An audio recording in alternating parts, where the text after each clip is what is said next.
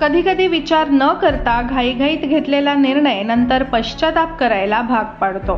काही व्यक्तींमध्ये जरा जास्तच उत्साह असतो। याच उत्साहाला उधाण आलं की तो उत्साह कधी कधी अनाठायी धाडसामध्ये बदलून जातो, ते कळतही नाही।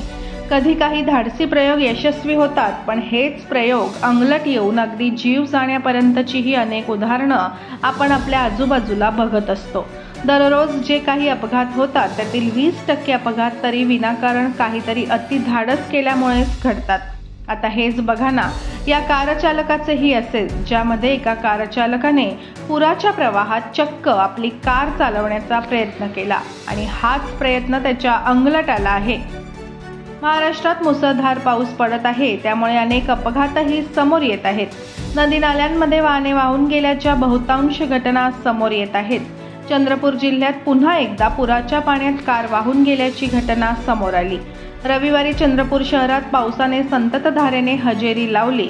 हा पाऊस सर्वदूर सुरू असताना लालपेठ परिसरातील एका नाल्यातून कार वाहून गेली।